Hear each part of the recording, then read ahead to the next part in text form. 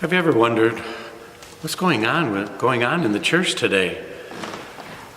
Take, for instance, this quote from a leading Jesuit scholar that I think needs some commentary.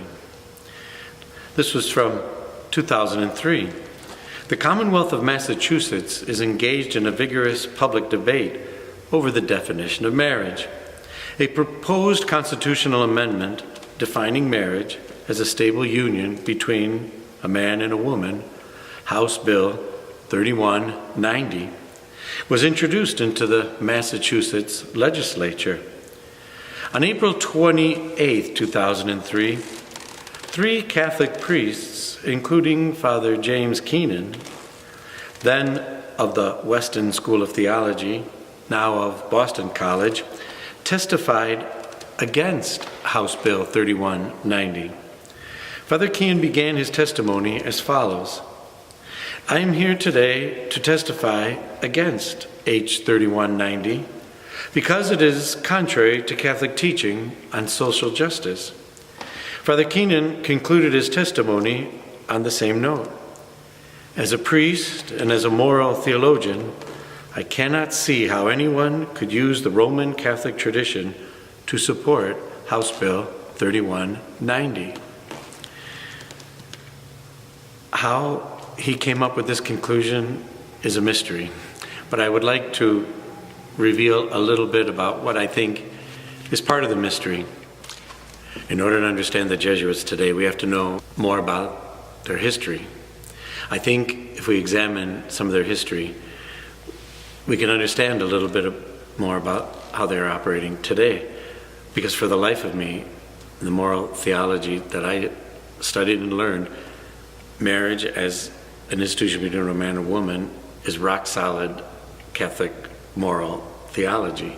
How he can stand in front of the Massachusetts legislature and say the opposite is a mystery, only explained by some malaise, I must say. Let me explain something about the Jesuits that you may not know. In 1773, it was Pope Clement XIV that suppressed the Jesuit order, made them cease and desist. That was an awful blow, of course, to the fairly newly formed Jesuit order. Oh, they're almost 200 years old by that time. But the fact that they were suppressed, slapped down by the Pope himself, it has consequences that are still echoing down the Jesuit chronology till today, I'm afraid. I would like to make an analogy with what I see sometimes going on with many religious sisters. Many times I hear older Catholics talk disparagingly about the nuns that used to teach them. Not a few older Catholics will tell the story of the vicious, violent, and bloodthirsty sisters that taught them in their grade school years. The sister in my classroom would take us and rap our knuckles with a ruler or any other such corporal punishment. That, I am sure, my friends, had a tremendous effect on many of the religious sisters. What I mean by that is that when you are told so often by so many people that you are too strict, that you were not lenient, that you were not caring, that you were vicious, as it were, you change your style, obviously. And so they did. Something similar, I believe, happened to the Jesuits back in the late 18th century. They were slapped down by the Pope. It's important to know why they were slapped down. As a matter of fact, the Pope who suppressed them avoided any reasons. All he said was he signed the order of suppression for the good of the church. He didn't want to get into any theological debates. But in order to know what was going on, remember the Jesuits were the ones who were great missionaries in the New World. North America, South America, Central America.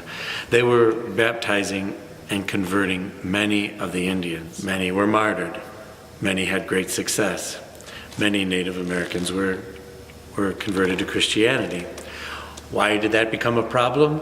Because many of the European merchants and explorers were very happy with this newfound market, as it were. There was a lot of money to be made.